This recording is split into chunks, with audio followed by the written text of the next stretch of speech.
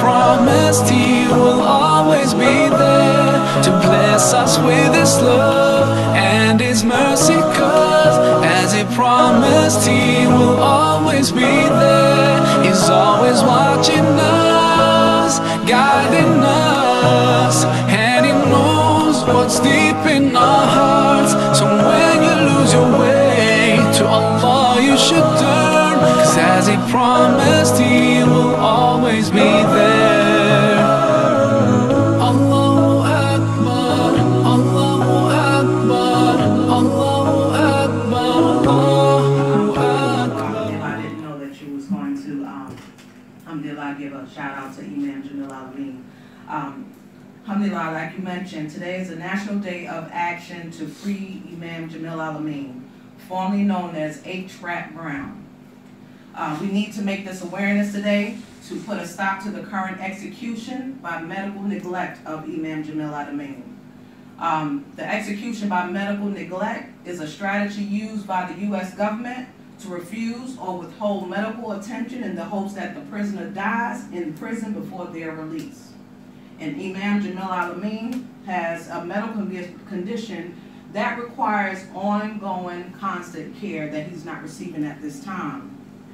To give a little background, if you don't know who he is, Imam Jamil Al-Amin, formerly known as H. Brown, in the 60s was the chairperson of SNCC, Student Nonviolent Coordinating Committee, and has been serving a sentence in a federal custody of life without the possibility of parole imposed on him in 2002 by a Georgia court. Now, his legal update at this time, he continues to appeal his Georgia conviction as he maintains his innocence of the murder of 2 Fulton County Sheriff deputies. His federal habeas corpus filed in the United States District Court for the Northern District of Georgia raises numerous grounds for reversal of the conviction and sentence, including ineffective assistance of trial counsel, the failure to investigate the confession of an individual who continues to assert his guilt since March of 2000. We're in 2016. So there's someone there saying, I did it, he didn't do it, and they're ignoring this. Misidentification and FBI misconduct.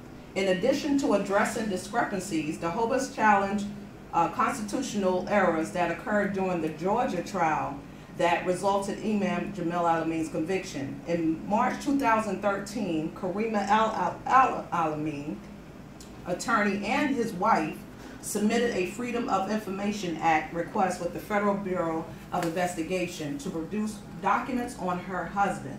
On June 27, 2013, the FBI responded that it had identified and would produce 21,649 pages of records from the more than 44,000 pages it held on Imam Jamil.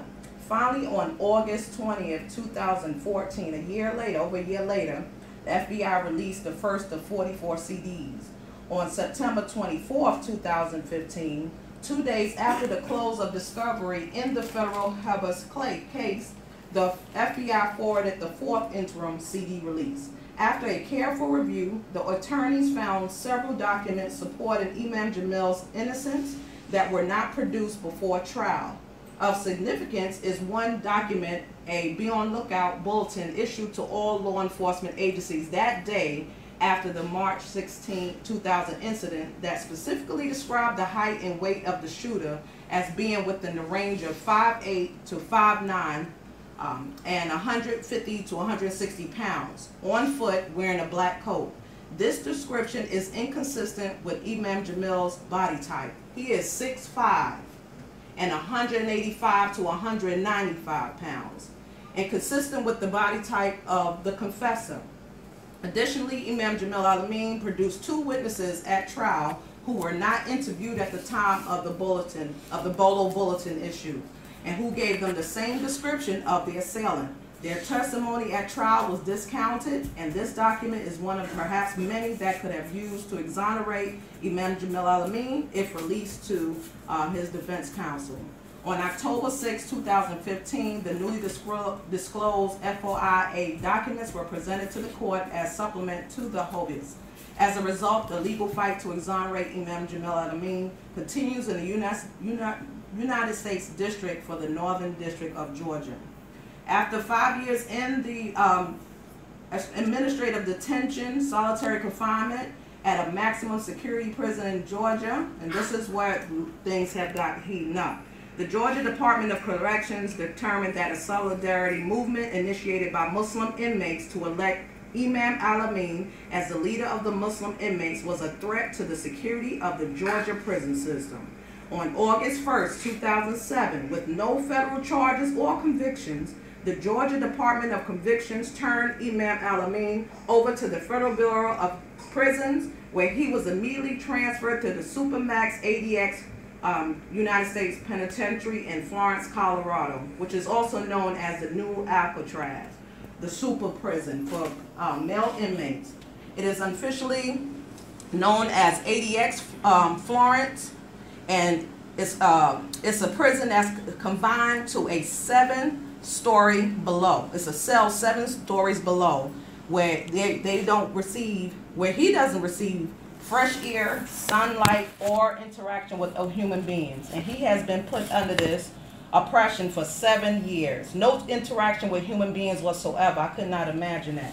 In 2013, Imam Al-Amin, H. Rap Brown, began to experience symptoms of decline in health. He languished in a cell while his requests for medical attention were ignored by the ADX medical staff.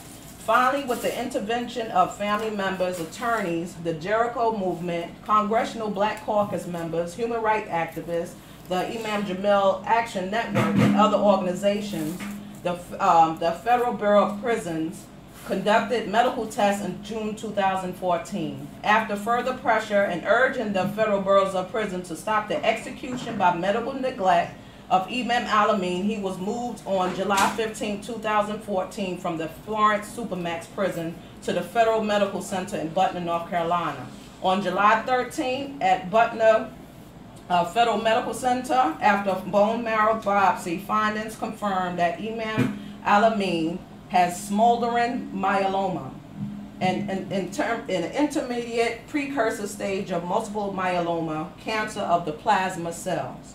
After 3 months stay at the medical center, he was moved to a United States prison in Canaan Federal Penitentiary in Weymouth, Pennsylvania, where he was placed in general population. After 14 years of incarceration consisting of solitary confinement, Imam Al-Amin finally was able to attend religious services and programs. In addition to having smoldering myeloma, he is suffering from Sjogren's syndrome. Visitors recently have confirmed that he continues to suffer severe pain, swollen jaws, and other symptoms including swollen ankles, skin discoloration, dry eyes, and dry mouth. So today is the National Day of Action. So if you're able to post a stat on Facebook, Twitter, or what have you, write Jamil Al-Amin, and you can write him, get his address at that website, imamjamilactionnetwork.org. It will truly be appreciated. They're trying to let him die behind closed doors before they will release him, with all this evidence that is for him and not against him. And Allah does not, is not pleased with the oppressors. We know what the oppressors will receive. So do your part, whatever you can do. Talk, tell somebody, let somebody know what's going on. This is our Muslim brother. This is our Muslim brother. If it was you in this situation, you would want somebody to do something on your behalf. So let's do something. It don't have to be big. Just us talking about it right now is enough. It's a start. So make this day an awareness for Imam Jamil Al-Amin. Let's keep him in our du'as. Let's pray that Allah will give him victory.